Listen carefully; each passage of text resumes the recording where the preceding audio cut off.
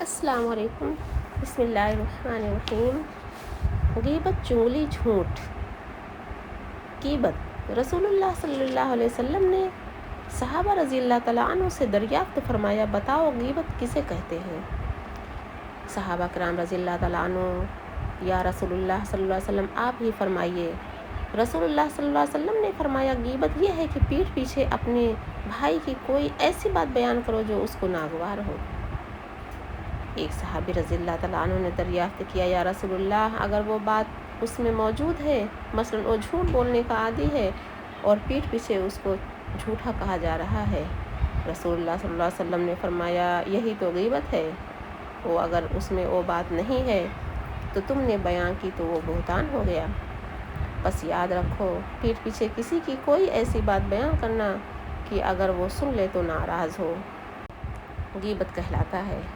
جیسے کسی کو بے وقوف، احمق یا نادان کہہ دینا، یا کسی کی آنکھ، ناک، کان وغیرہ میں کوئی عیب ہو تو اسے ظاہر کرنا، یا کسی کے حسب و نسب یا خاندان کے عیب کو بیان کرنا، یا اس کے لباس، مکان یا ایسے ہی اور کسی چیز کو برا کہہ دینا، یہ سب باتیں غیبت میں داخل ہیں۔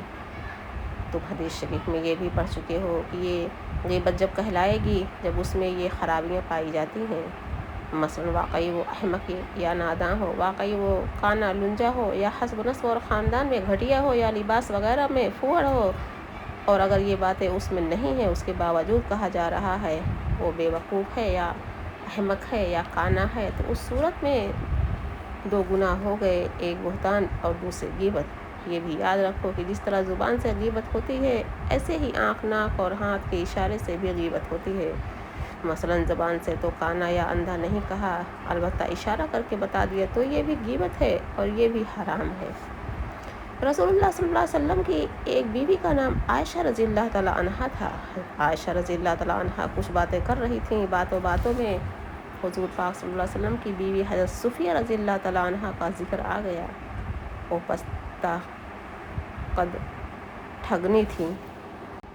حضرت عائشہ صدیقہ رضی اللہ تعالیٰ عنہ نے ان کو ٹھگنا تو نہیں کہا، البتہ حقارت کے ساتھ اشارہ کر کے ان کا ٹھگنا پن بتانا چاہا۔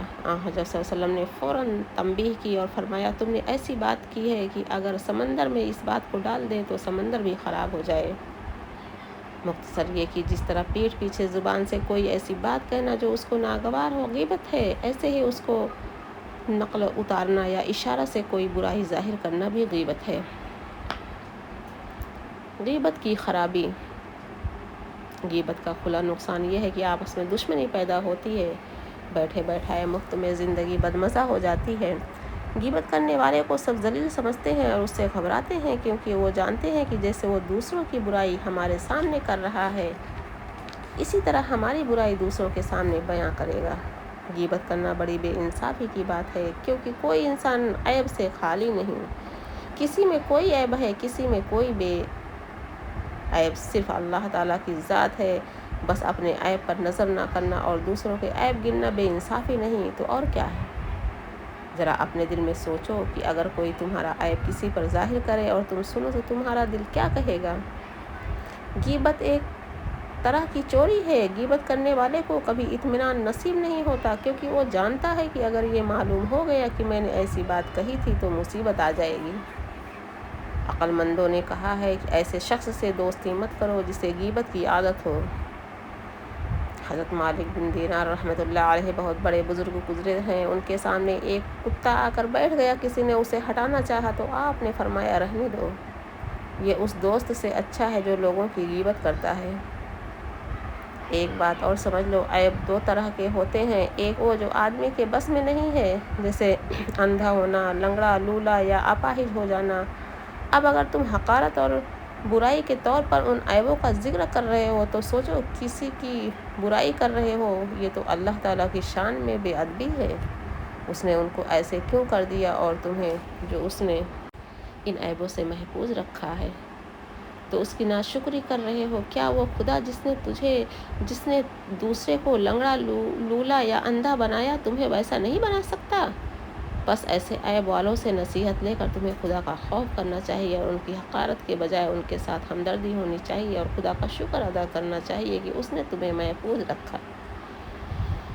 دوسرے وہ عیب ہیں کہ جو اپنے اختیار سے پیدا ہوتے ہیں، مثلاً جھوٹ بولنا، رشوت لینا، نشہ استعمال کرنا، جوا کھیلنا، تو ان کو بھی ذلیل کرنے کی نیت سے ظاہر کرنا ہرگز مناسب نہیں ہے۔ ہاں، ہمدردی کے طور پر تنہائی میں سمجھاؤ، اور وہ بھی اس طرح کہ تمہارے سمجھانے سے اسے ضد نہ پیدا ہو۔ مان لے تو خیر، ورنہ وہ جانے اور اس کا خدا۔ تم اپنے عیبوں کی خبر لو اور اپنی حالت سدھارو۔ دوسرے کا بڑے سے بڑا عیب بھی تمہیں نقصان نہیں پہنچا سکتا۔ ہاں، تمہارا ذرا سا عیب بھی تمہارے نقصان کے لیے بہت کافی ہے۔ اللہ تعالیٰ نے قرآن شریف میں غیبت کی مثال ایسی دی ہے، گویا تم اپنے مردہ بھائی کا گوشت کھا رہے ہو، جس کے خیال سے بھی گھن آتا ہے۔ بس ایسے ہی تمہیں غیبت کے خیال سے بھی گھن کرنا چاہیے۔ رسول خدا صلی اللہ علیہ وسلم جب معراج میں تشریف لے گئے تو آپ صلی اللہ علیہ وسلم نے کچھ لوگوں کو دیکھا کہ ان کے ناخن تانبے کے ہیں اور وہ ان سے اپنے چہروں اور سینوں کو کھرچ رہے ہیں۔ آپ صلی اللہ علیہ وسلم نے حضرت جبریل علیہ السلام سے پوچھا، یہ کون لوگ ہیں؟ حضرت جبریل علیہ السلام نے عرض کیا، حضور، یہ وہ لوگ ہیں جو دنیا میں لوگوں کا گوشت کھاتے تھے اور ان کی عزت برباد کرتے تھے، یعنی غیبت کیا کرتے تھے۔ حضرت صلی اللہ علیہ وسلم نے فرمایا، آگ جو اثر سوکھی گھاس میں کرتی ہے، اس سے زیادہ غیبت کرنے والے کی نیکیوں میں غیبت اثر کرتی ہے، یعنی اس کی نیکیوں کو برباد کر دیتی ہے۔ مسئلہ یہ بھی یاد رکھو کہ جس طرح مسلمان کی غیبت حرام ہے، ایسے ہی غیر مسلم کی غیبت بھی منع ہے۔ چغلی، غیبت کی طرح چغلی بھی بہت خراب چیز ہے اور ایسا ذلیل گناہ ہے کہ اس سے خاندان تباہ ہو جاتے ہیں، ملک برباد ہو جاتے ہیں۔ چغلی کھانے والا جھوٹی سچی باتیں بنا کر ایک دوسرے کے خلاف بھڑکاتا ہے، یہاں تک کہ آپس کے تعلقات ختم ہو جاتے ہیں اور لڑائی کی نوبت آ جاتی ہے۔ ایک چغل خور نوکر کا قصہ مشہور ہے کہ جب ایک شخص نے اس کو اپنے یہاں نوکر رکھا تو نوکر نے بہت ادب سے عرض کیا کہ سرکار، میرے اندر سب خوبیاں ہیں مگر ایک خرابی بھی ہے، اس کے پہلے معافی مانگ لیتا ہوں، اور وہ خرابی یہ ہے کہ مجھے چغلی کا مرض ہے۔ بہت بچنا چاہتا ہوں کہ چغلی نہ کریں، مگر چغلی کر ہی بیٹھتا ہوں۔ مالک نے کہا، چغلی تو ایسی برائی نہیں ہے کہ اس کی وجہ سے تمہیں نہ رکھا جائے، تم نوکری کرو، بہت یہ ہوگا کہ جب تم کسی کی برائی کرو گے تو ہم نہیں سنا کریں گے۔ نوکر نے ہاتھ جوڑ کر عرض کیا، حضور، بس اس خرابی کو اگر آپ خیال میں نہ لائیں تو اور سب خوبیاں میرے اندر ہیں، میرے سب کاموں سے آپ خوش رہیں گے۔ مالک نے اس کو نوکر رکھ لیا، بہت ہوشیار نوکر تھا، وہ ہر ایک کام بہت خوبی اور اچھے طریقے سے انجام دیتا رہا۔ مالک اس سے خوش رہا اور دھیرے دھیرے اس پر پورا بھروسہ کرنے لگا۔ ایک روز یہ نوکر پہنچا اور منہ بنا کر چپ چاپ مالک کے پاس بیٹھ گیا۔ مالک نے پوچھا، کہو کیا بات ہے، خاموش کیوں ہو؟ نوکر، سرکار، آج ایسی بات دیکھی کہ بس صبر نہیں ہو سکتا، میرا دل رو رہا ہے۔ مالک، کیا بات ہے؟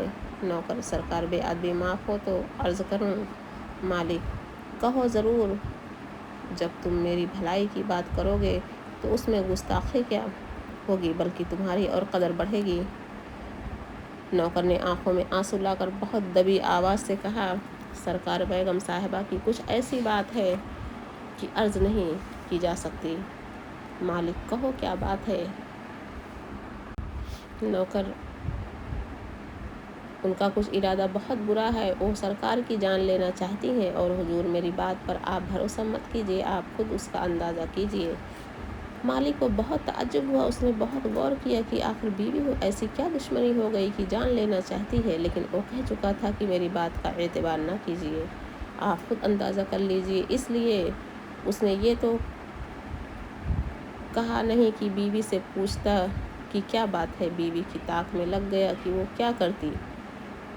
نوکر نے اس طرح میاں کو شک میں ڈال دیا تو پھر بیوی کے پاس پہنچا اور اس سے میٹھی میٹھی باتیں کر کے کہا، تمہارا میاں تم سے ناراض ہے، وہ تمہیں چھوڑ کر ایک دوسری عورت سے نکاح کرنا چاہتا ہے، تم یہ کرو کہ اس کے گلے کے پاس سے داڑھی کی چند بال اس طرح سے کاٹ کر لا دو، میں اس پر عمل پڑھوا دوں گا تو میاں تمہارے تابع ہو جائیں گے اور دوسروں طرف سے اس کا دل بھی پھر جائے گا۔